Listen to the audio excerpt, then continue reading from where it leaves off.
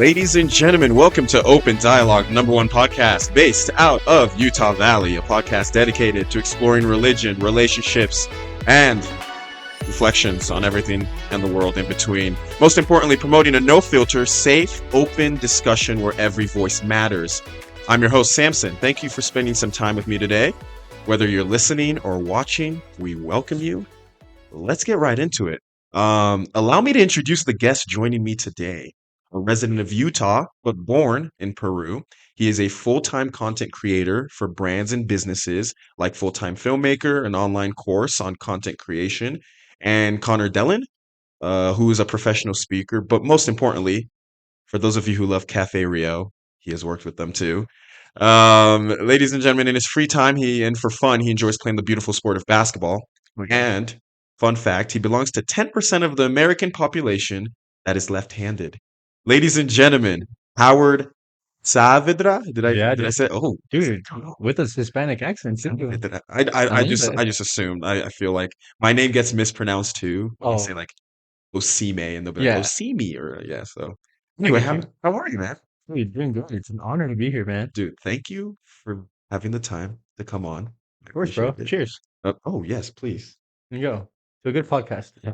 Let's do this. By the way, for those of you who are not watching and listening, we have a nice, refreshing glass of water.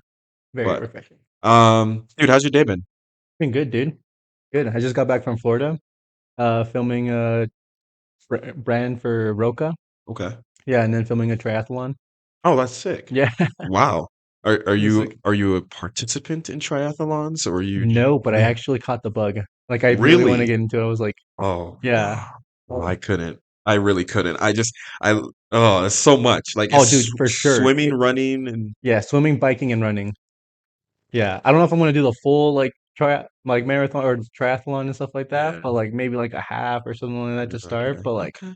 All right. yeah, See something you. like that. Okay, Yeah, that's aside from cool. basketball, yeah. That's sick. That's awesome. So for those of you who don't know, Howard, you are a content creator. Yeah. And so I just wanted to like go ahead and shoot into the podcast. Like, how did you start that? Like, how does one decide, you know what, I'm just gonna film other people for the rest of my life? Like, what does that, what goes into that?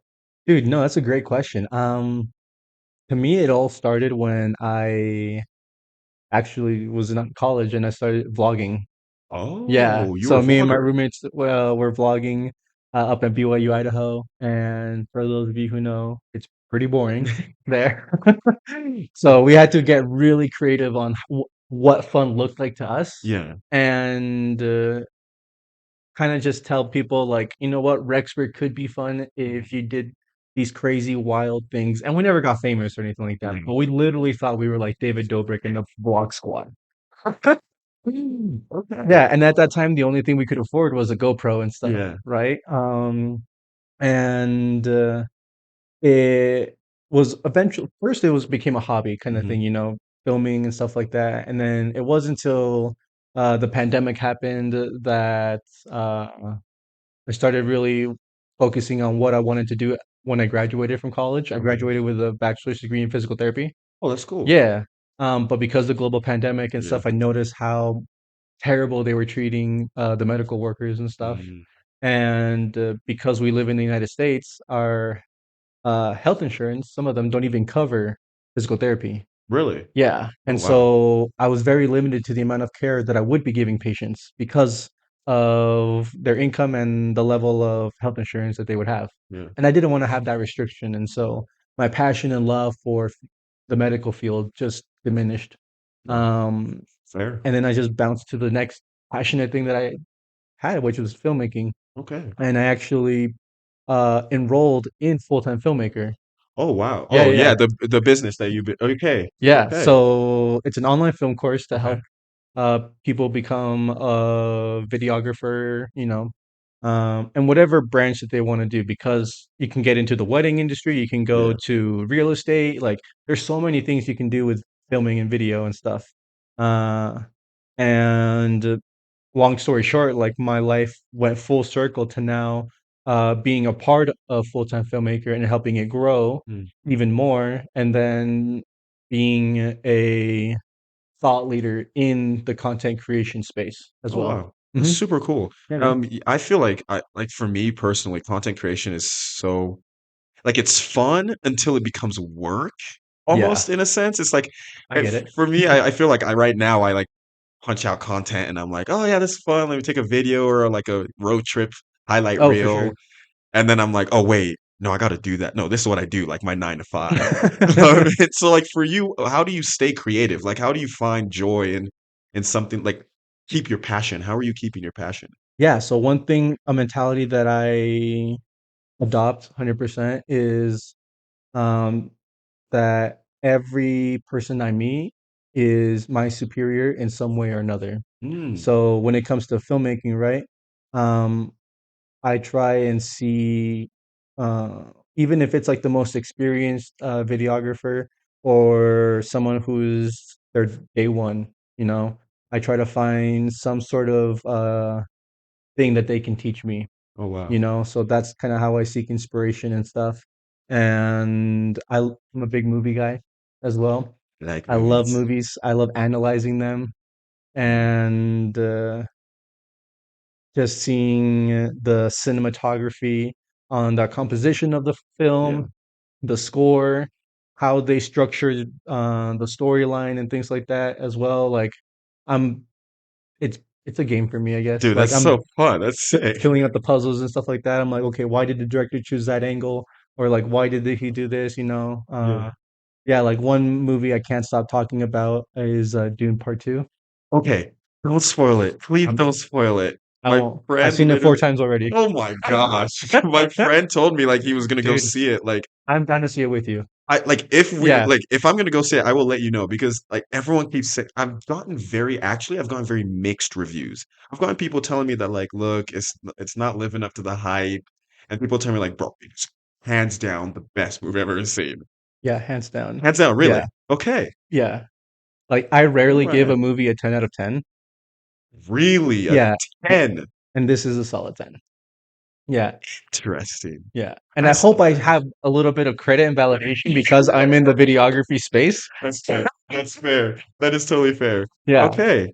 yeah. Well, hey, those of you out there who like watched it, like let me know in the comments, DMs, like what are your thoughts on Dune Part 2? I'm But not wrong. with that then you started how long were you in Peru? You were born there and Yeah, I was born there. I moved to the United States, predominantly in Florida. So I grew up okay. most of my life in Miami. Okay. Yeah. And I was there up to the point where I was like, I want to say a freshman in high school. Yeah. Mhm. Then I moved here to Utah. Oh wow. Yeah, and then I went to East High. It's time. Yep, High School Musical, For baby. those of you who don't know, this man sitting across from me is my rival. I There went you to go. West, You went to so West? Yo, I sick. hate you. No, man. East High School is just like good at football. Oh yeah, They took dude. everybody from Oh, West, dude. but Yeah. anyway. No, Okay. for sure, for sure. And yeah, I had Sharpay's locker, the pink locker room in my You had the sophomore pink year. I locker. did. Yeah. Claim to fame. Yeah. That's nice. That's literally the only thing I can tell, like, what's interesting about me with women. You're like, what's something cool about you? I had Sharpay's locker. That's tough. That's Yeah. tough. Okay. Fair enough. Fair enough. Well then for you then from the transition of Florida to Utah. This I like to ask people this a lot because Yeah. anyone who's not from Utah, I just like to ask them, how do you think about Utah? And so for you, what do you think? Like what was that transition like? Oh, dude, it was such a culture shock. Really? In what Yeah. way? From being the only member of the church to having like the whole, like, I don't know, like 90%, I guess, of like my high That's pretty school and close. stuff like that, like That's around pretty there. close, yeah. Yeah, being just like all members and stuff like Mm, that was really weird. And just the way of living as well. mm, Like, hearing you, I think my parents were like super, like, way laid back. yeah. And I think that's something that's really common with members of the church who are outside of Utah. Yeah. Like, I don't know do you know what restaurant Hooters is? Oh yeah. Oh, Okay, oh, yeah. 100%, yeah. My family and I would go there growing up. Really? Yeah, Oh wow. yeah. Oh wow. Okay. Like with your parents. With my parents going to Hooters when I was a little kid. Yeah, yeah. Interesting. And that was like and I enjoyed that experience, right? Huh. But it was obviously at a time where I was like super innocent, didn't know anything about a woman's body, Yeah. still thought they had the cooties, you Yeah. know, kind of thing, right? Yeah. And it wasn't until I was an adult where I'm like, wait, why did you guys take us? Mom, Dad, we gotta have a serious conversation. We're doing this. Because when I moved to Utah, they're like, oh, no rated R movies, no like swearing, like Oh, your even parents. no, like the Oh, people that oh, lived in okay, okay. Yeah, Utah, yeah, like yeah, were yeah. like strict like that. Yeah. Like, yeah, like I knew some, like one dude on my mission, actually, one of my companions wasn't even allowed to have Netflix. Like, I don't know. Obviously, that's Huh. probably one of the Yeah, that's pretty extreme. extremes Yeah. and stuff like that. But like, they child blocked like all of the rated R content and stuff like that. And I'm like, shoot, I was like 6 years old when I watched The Matrix. Didn't understand it, but it was cool. You know, yeah, exactly. And so like the way of living for me was like very different from uh your just typical Utah Mormon, I guess. You know, I was a lot less sheltered, which I was Yeah. so grateful for, Yeah. you know, because I've noticed how sheltered and the big bubble that you see here in Utah and stuff. And I'm just grateful for my parents, you know, that they didn't raise me that way, Yeah. because I feel like I'm have a balance between both being in the church and stuff like that, but I can also speak the lingo outside of the church. Yeah. And growing up in Miami and stuff like that, right? I was surrounded by a lot of Hispanic community, but also the African Americans as well Yeah. and stuff. Shout So out. I got a little hood in me. Yes, Yes, sir. sir. Yes, sir. Hey. Nice. Okay. Yeah, so that's where I picked up the game of basketball as That's well. big. Like my favorite movie when I was a little kid growing up was Space Jam. As It's the Space Jam. Okay, which exactly. here's a question for you. Since you're such a movie connoisseur, Michael Jordan's Space Jam or LeBron's Space Jam? To 100% Michael Jordan. Great answer. Yeah, The correct answer. 100%. Anyone else says differently? Watch it again. Right? Unbelievable. Okay, well then in that case, Mhm. then if you this is a perfect segue then because Mhm. you mentioned how your parent like you are part of the church, Yeah, and your parents were a little more like laid back. they So were then converts to the church. Yeah. okay. Mhm. So then for you in your life personally, what has your religion meant for you? It's actually changed quite a lot. There was a point in my life where I did step away from the church for a little bit, and that was because my wife passed away Oh, as really? well. So for those of you who don't know, my wife passed away when I was 25 years old. Mm. I'm currently 28, almost 29, so it's been almost 3 years this June. And it wasn't until I had a there was a face-to-face event with Elder and Sister Bednar a couple years back. Oh, wow. Yeah. Um, and for some reason, I decided to apply, see if I get in, you know, Mhm. and I did. And I got to see Elder and Sister Bednar there, and I was like the first one to raise my hand towards the end when they were asking like the questions and answers and stuff like that segment of the event and stuff. And I basically told Elder Bednar like, dude, like I did everything I could, you know, like I was super worthy, got married my wife, was planning on going to the temple and stuff like that. And then she ended up passing away and stuff like that. Like I thought I was doing God's will, you know, like WTF kind Yeah. of thing. Yeah. And like so my real question was like, um, how do we know if we're doing God's will or our own because, you know, of that situation and stuff? And the thing that he kind of told me when it came to like my wife was like, I don't know why she passed away, you know, like I can't give you that answer. And to me at Mm. that moment, that was the most realist answer that I could have received from anybody.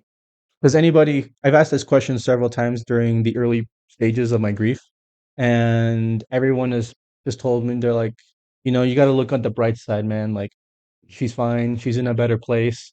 And in my mind, I was like, oh, so her being with me wasn't great. Cool, got it, you know. Yeah. Or you know, you'll find somebody else, and I'm like, oh, cool. Like glad to know that the relationship that I had with my wife was meaningless to you, you Yeah. know? And so obviously it came from a place of like bitterness and anger and stuff like that, you know? Um, but as a society, I totally believe that like it's really hard for us to talk about um those difficult conversations whenever we have someone who's either widow or more often than not, like uh, friends and family who've gone through divorce, uh, and we get really uncomfortable and we don't know what to say. And so the biggest thing that we try to say, is to look at the bright side and stuff like that, Yeah. where in reality, we're supposed to, in my opinion, right? Instead of taking them away, saying, "Oh, forget your wife," like move on. She's in a better place. You'll find somebody else. Instead, just say, "Oh, well, what did that, mean to you?" Like get deeper into those conversations, allow them to experience what that time was like in their life, um, and I think that's like a better answer. That's probably not the answer you were looking for. Sorry, No, I no, was going through absolutely. like No, a long rant. honestly, I think that's the best way you could have answered that. Just because I think that, um, I think there's this idea of perfectionism in the Yeah, yeah, church yeah. here, and no one's perfect. Like Oh, for sure. there are specific situations that it's okay to not have the answer. Right, right, Like I love that you just said like, and there's an apostle of God sitting in front of you going, I can't give you the answer you right. like you're looking for, Yeah, which yeah, is yeah. insane to me because people think that no, there's an answer for every single thing. Right. And so I personally appreciate that and think, and I'm sorry by the way that that happened. I'm sorry, Thank but you. um I just, to me, religion is so personal, For sure. and I think that the way that God, as I feel, in my opinion, the way we should approach religion is that, hey, instead of saying, what can I take? What can I take? What can I get? What blessings can I receive? What am I learning? How am I Right. growing? And stuff like that. And so, I mean, I myself recently, actually, at the beginning of this year, I lost one of my friends. Oh, dude, I'm so sorry. It was very unexpected. Right. And so I've been trying to understand something. And for you, what would you say? How would you answer this question? The question I've been asking myself is, how do you deal with the fact that one day someone's there, the next they're not? Like, how do you Yeah. deal with that? Yeah, great question. The first thing that I did when I was going through that for myself, and this is something that I tell other people who've gone through loss and grief in their life, is instead of saying that everything's gonna be okay, I switch that and say it's gonna be pretty rough. Mm, Like it's gonna be hell, but I'm here for you, yeah. you know? Um, and then I go ahead and I tell them about the day, or not the day, sorry. I go ahead and I tell them about like what has that experience, you know, meant to you, So yeah, I would ask you, what was that experience like losing your friend, right? What did that mean to you?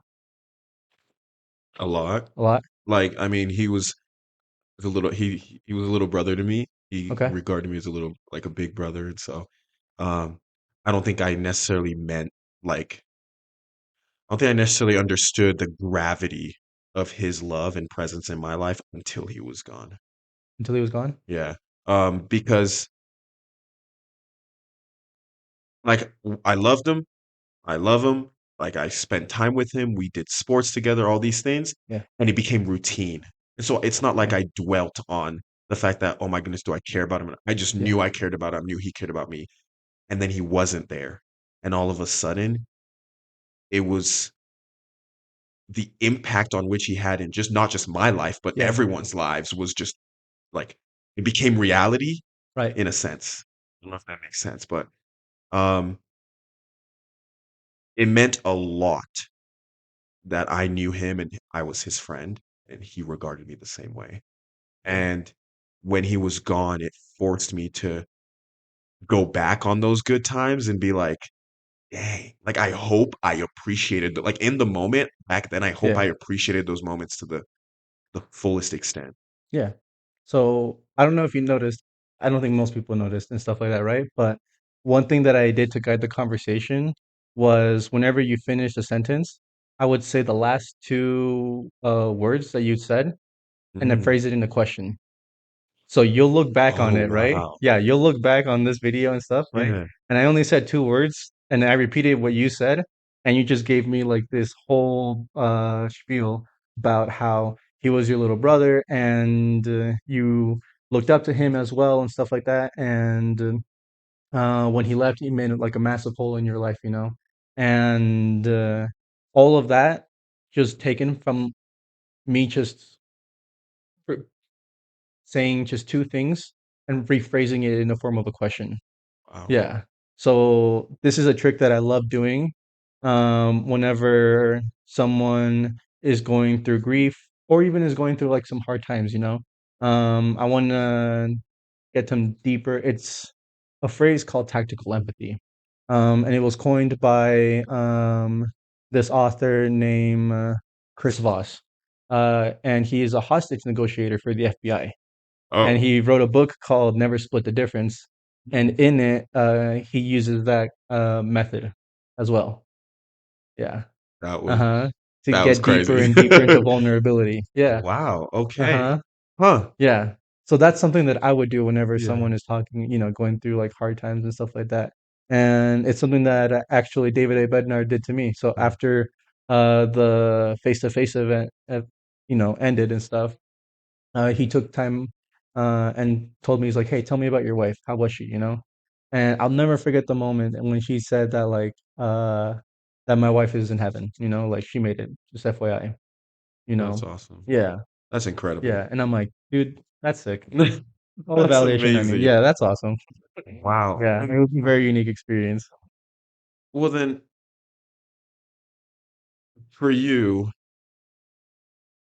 if you don't mind me asking, how Yeah, has that experience changed how you view relationships? yeah. So the way that I kind of view relationships now is just knowing that everything. Um, oh, that's a great question.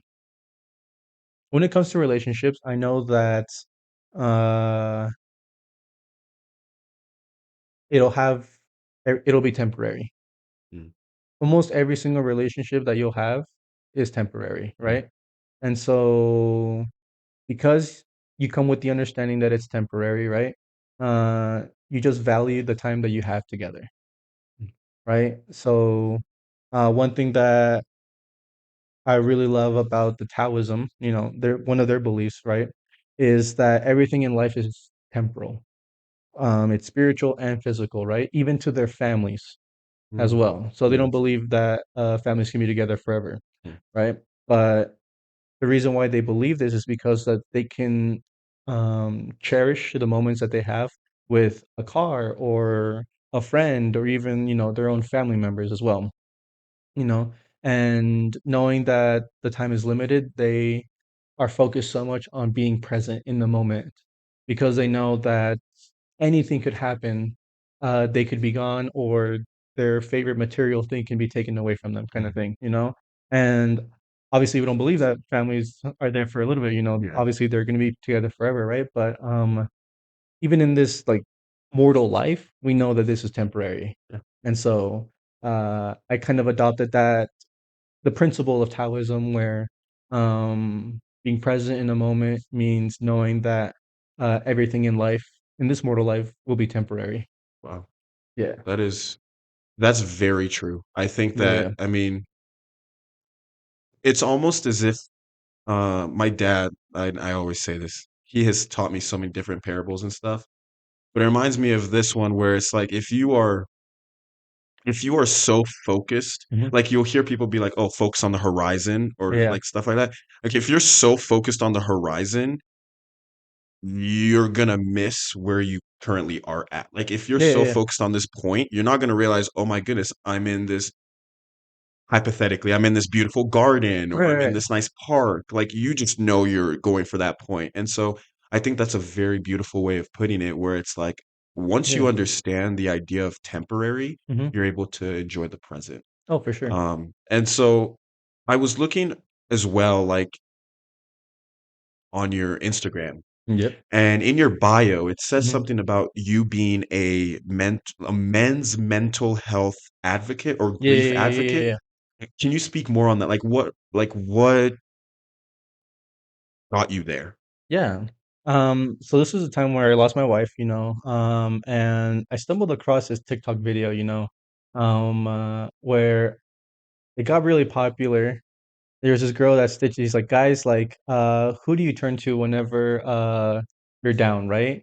And then the stitch happens, and the guy goes, "Wait, you can actually talk to someone?"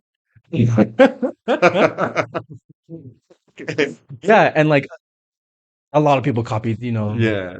that same thing, right? But it's hilarious, but also kind of sad in the moment, right? Because it's kind of true. Like, even though we have our parents and stuff like that, right? Like, obviously, we don't tell our parents like everything, right?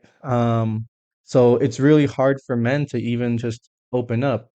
And so we just come with a society where we've been taught to suppress our emotions and be the man of the house kind of thing, and man up and stuff. But uh I think that uh we men can really learn a lot from females when it comes to tapping into our emotions and being vulnerable, Okay. you know. Yeah, do you think there's a line between, because I feel like there's a point where like people will say, "Oh, he's too soft," or Yeah. like if you don't express emotion at all, then oh my goodness, he's too like he's not emotional. Right, right, But right. if you express too much, it's like, oh boy. Like Yeah. where's that fine line? Yeah, so for me, when it comes to vulnerability, especially in the things that I do for like posting and stuff like that, because Mm, I do share a lot of my experiences with my wife, and kind of the lessons that she's taught me. And I've also like answered some questions from people who've actually met Christina, people who haven't met her, and all those questions became like its own individual Instagram reels. mm, Uh, and the thing that I wanted to do where I didn't want to come out where people gave me pity. So one thing I did was I left something inspirational. okay. Yeah. So in my videos, I became very focused. I'm like, even though I'm talking about something that has happened to me publicly, because it was my wife was, I guess you could say, a cancer influencer. She had leukemia and stuff. Okay. And she would record um her trips to the doctors, how her process is going, how the diagnosis and stuff like that. Mhm. We lived in Canada as well at the Oh, time, and okay. then we moved to Texas. Oh wow. Yeah. And so she documented and vlogged the whole thing and stuff like that. And I did it during college and stuff like that, but then I became kind of shy, introverted and stuff like that, and kind of didn't do much when it came to Instagram and stuff like that. When I married her, and when she passed away, I felt like I was like passed on the torch to me. Mm, Or now that she did that with cancer, mm, I feel like there's a sense of responsibility on my shoulders to help people, especially men, uh, show a little bit more vulnerability in the world, mm, and but do it in a place where it comes from uplifting and inspirational rather than, hey, feel sorry for me, mm. you know? And so then how would you then, who a man listening right now, how would you then say is the first step to doing that? Yeah. That's a great question. The way that I kind of got into it was going and listening to different people talk about vulnerability. So, uh, the women probably already know this, but Brene Brown is one of my favorite and the first one that kind of introduced me on how to be vulnerable. Mm, She has a Netflix video as well, and she also has a TED Talk okay. about vulnerability and stuff. Wow. So it's like 10 minutes long, not that much and stuff. Would you say that real quick, just in case anyone wants to go look at that? What Brene Brown, Renee Brown? yeah. So she's number one on my list. And then another one for me is Allison Armstrong. Mm, Allison Armstrong is an author and she does some speaking around, but she has been the one that helped me really understand how to become a man in the perspective and the eyes of a woman, which is really oh, interesting. Yeah, oh, how to become a man in the perspective of a of a woman. woman. Oh, Yeah. that is interesting. Yeah, because you have like, the Andrew Tates of the world and stuff Yeah. like that. And I never really resonated with those people, like I I honestly hate them. Like hate is a very strong word and stuff, but I cannot Yeah. stand the guy, Yeah. and I mean, by now you can probably think I'm like a little bit more progressive and stuff, and so I'm like not a like hardcore like conservative, Yeah. and so for me like I don't really resonate with uh Andrew Tate or anybody who has this like alpha mentality. Mm, I think that my perspective, right, when it comes to alpha, like if you claim yourself to be an alpha, then you shouldn't be giving yourself that title. Someone else should be giving that to you, you yeah. know?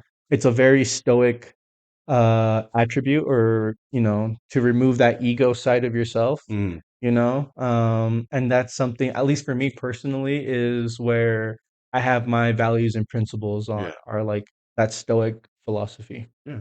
That's sick. Yeah. I think I've viewed for me, I've been able to I think I it's hard. I feel like I've always been a pretty emotional person. Oh, I good. think where my problem sometimes is the idea of am I being I feel like I've been put in certain situations Hmm. where I'm pretty open with my feelings. Yeah. It almost backfires because Okay. it's almost like people are like, How so? it's almost like, for example, it mainly probably with like friends or relationships. Okay. I don't know what it is about like a guy who's able to like be like, "Hey, this is what I'm feeling. Yeah. Uh, these are some emotions I'm Hmm. feeling." And then be like, "Oh, that's like a red flag. Like, why is he so emotional or why is he so in tune with his Hmm. emotions in that way?" And I've had that happen on like one or two occasions Yeah. where like they were pretty upfront about it too, like telling me like it's almost kind of a turn off or like scary Interesting. to be Yeah. so Yeah. Yeah. open with your emotions as a man. Yeah. And Yeah. I'm Yeah. like, interesting. So, I mean, it hasn't dissuaded me from Right. not be, but it's just a very interesting concept of in this society that we live in, Yeah. what No, being a man is. for sure. I think I'm 28. Yeah, almost 28 years old, about to be turned 29, and I've been single for 3 years. So the Okay. whole thing, that my wife has passed away and stuff. And the thing that I've noticed specifically for me in the dating scene, and it's super hard, is finding someone who is emotionally intelligent enough Mm, to understand uh, the emotional baggage that I have because of this yeah. traumatic experience that I've experienced, that I've had, you know. Um, and so I've noticed that women who are older than me tend to have experienced, more through that. Yep. And then people who are younger than me have not gone through that, right? It's true. So I think it's probably the same way to you. Like when women are surprised by someone who is an emotional man, I'm like, to me, they're probably not emotionally intelligent themselves. Mm, They're still pretty young. They're the most difficult thing they ever had to go through was like a breakup, yeah. you know? And to me, I'm like, that's cute, you know? I'm sorry. Don't tell me You, it means for sympathy, let me unload this baggage on you real quick. That's, No, and I don't mean that to like, put hate or, yeah. bother Yeah. and stuff like that. But like, at least for me, right? Like, I know that a must have for me is have someone who is emotionally intelligent. Mm, Because uh, I don't think anybody else can handle the type of person I am if it's not um, someone who is emotionally intelligent. That's why I value that so much, but it's very, very hard to come by because I know women who say they're emotionally intelligent, you know, yeah. it's a very, what's the word called? It's an overused word, I feel Yeah. like, in the dating world, that most people don't even know what it actually means. Hmm. Or even the excuse of like, oh, I'm working on myself. Like, what does that actually mean for you? I And you, don't know. I don't know what it means. If anyone knows what that means, please tell me because I'm itching to know what that means when someone says I'm emotionally unavailable or like yeah, I'm working on my like I don't yeah. huh. to me, Yeah. like, and I've actually dabbled with that, question myself, I think a lot of people want to work on themselves, but they don't know the process or the steps on how to do it, Hmm. right? And so I think most of us just use it as a way to escape Yeah. from the relationship that we're in and stuff.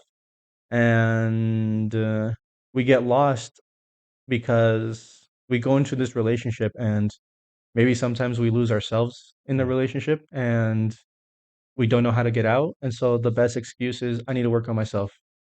But we, I don't know, at least for me, when someone told me that, I wasn't emotionally mature enough to ask the deeper question, like, okay, what does that look like to you? Mm. You know? That's a question I haven't asked either. Yeah. Right, right. We don't haven't asked that question, Huh. And as a partner, I think, if there is a problem, then we should go ahead and straight on to it. Yeah. And that's one of the lessons that I learned actually when I got married is that you know, do the best that you can to stay in the honeymoon phase, knowing that there are going to be times where we're going to butt heads, but come with the mentality that it's us against the problem, Mm. you know?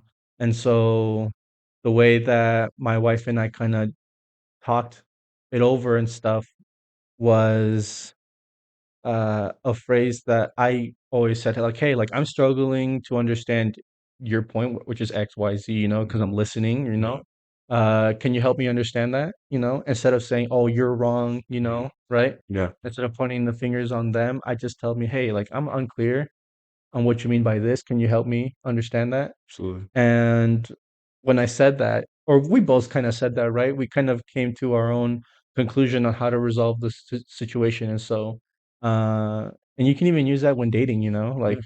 obviously I haven't dated in a while and stuff, but when I do, and my wife has, or my girlfriend does come have a problem, right? Let's say it is our relationship, right?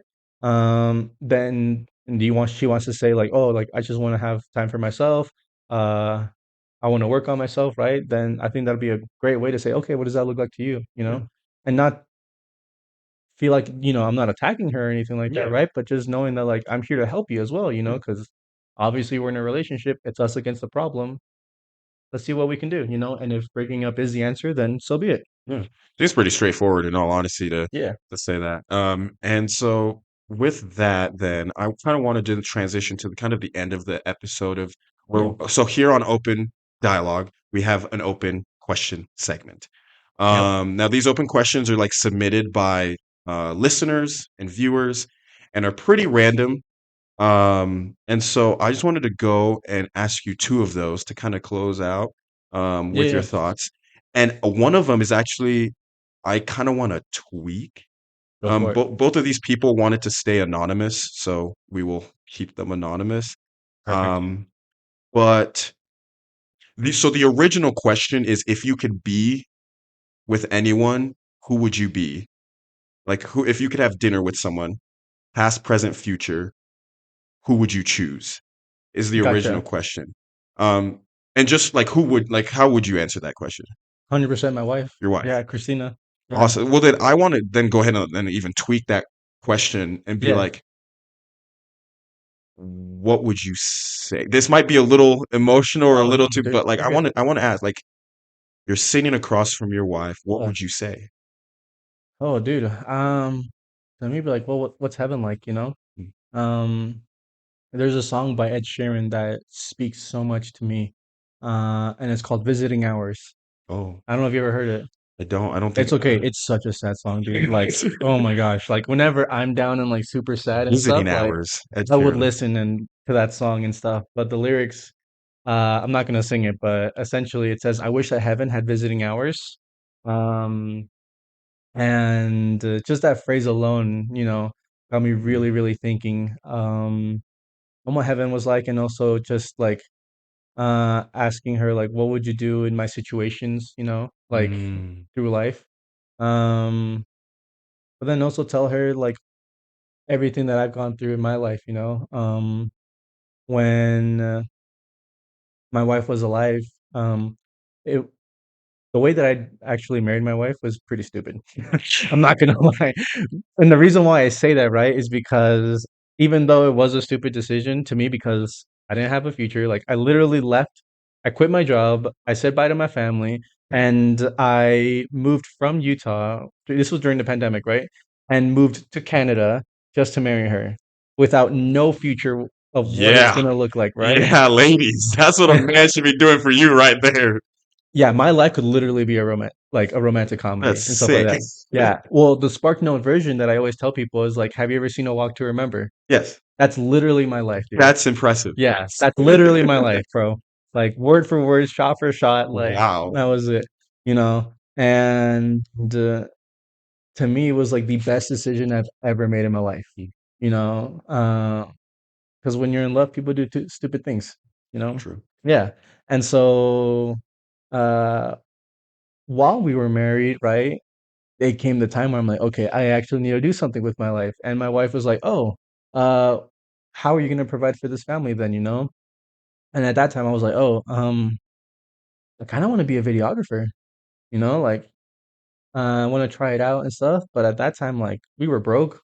We were living off of the GoFundMe that she created and stuff like that, you know.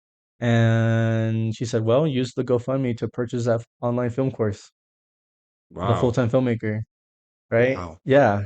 And now, fast forward my life, I am part of full-time filmmaker now, That's awesome. and That's being amazing, man. able to be a thought leader, you know, to these kids and stuff like that, and not even kids either. Like some of them are older than me and stuff like that, but um, I get to share my knowledge, the limited knowledge that I have, you know, of the industry, but also be around and get to meet some amazing people in my life.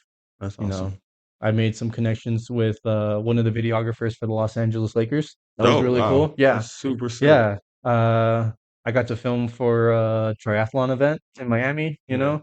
I'm going to Costa Rica next month, you know. So like Just the living. connections that I got, you know, through that was just amazing. And I would probably just say thank you to my biggest, you know, cheerleader, which was her. Yeah.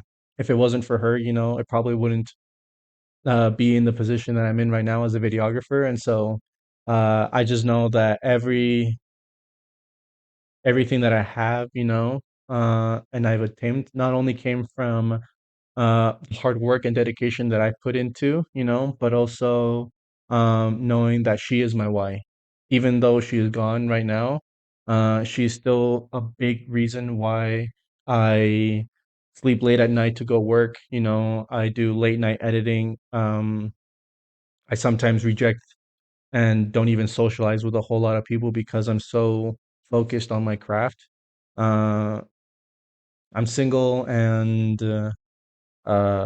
live with my parents at the time, as of right now, you know, so I don't have any financial debt on me. So I'm just saving up money and working on my craft and hopefully eventually, you know, buy a house and stuff like that. And then maybe I'd be open to go ahead and dating. Nice. I like Yeah, that. I like that. And that's awesome. That's super sweet. yeah. And again, I'm really glad that she's kind of like that foundation. That was Oh, the yeah, rock dude. that pushed you forward. Yeah, yeah, yeah. And the second question is a little interesting. I'm not gonna lie. Let's hear it. It's this person wants to say anonymous as well, so we'll keep it Cool. that way. They asked, do you think a Muslim could become president of the US without being assassinated? Trust me, I was like, I don't know what this question is, but Dude, this is like left field, right? yeah, I Off don't. topic. We're going off topic. I like it. Uh, to me, wait, so the question is, can a Muslim become Do president you think a Muslim could become president without being without being assassinated? I hope so, in my opinion, right? I hope so Yeah, too. I hope so, right? Because obviously murder and assassination isn't the answer, you know? But then again, a couple years ago, someone stormed the Capitol, so Yeah, yeah. I think I definitely like. I'm with you. I hope so because yeah. I feel like I'm not a political guy. I stray away from those Oh, dude, yeah, same, conversations and stuff. same. But I would hope that America Yeah, remembers the reason why it was founded right. is this idea of like we the people, like Yeah. the people. And so I would, besides the dark, like we're very well aware of the dark parts of American history, Right, but right. I would hope that at this point in time, we are a little more loving to our neighbor, For sure. For right? So sure. I think I would hope so as well. Right. But I hope that answers that question, whoever asked that question. Um, but that brings us to the end of this episode, and I just Mhm. really want to thank you, Howard, for Dude, thanks for being having me. vulnerable enough and actually talking about some of these things. Is there any last messages, last things that you feel inspired to just share and tell those Ooh, people? that I feel inspired to share. Let's see. Hmm. I'd say just go for your dreams, man. That's it. I did it, and whatever dreams that you have, just shoot for the stars, you know? Oh no, sorry, shoot for the moon, and if you don't make it, you'll land in the stars. Ah, That's the quote. there it is. There it There is. we go. Yeah. Awesome. Well, ladies and gentlemen, if you enjoyed today's episode, please subscribe to Open Dialogue on wherever you listen or watch this podcast. Your participation is crucial and helps us connect with more listeners like you. If you want to be featured on our questions segment, send me your questions at open_dialogue_podcast on Instagram. And make sure to follow for updates and sneak peeks. We do have a website coming up soon, as well as our YouTube channel is already up and running. So make sure to go over there and subscribe if you want to look at the video and see our beautiful faces. More Howard's than mine, but you get the point. But don't forget to share our podcast with your family and friends. And remember, this has been Open Dialogue, where every voice matters. Until next time, keep the dialogue open. Dude, that was sick. Keep the dialogue open. I like it. That's it. That's Dude, it. that's sick. All right.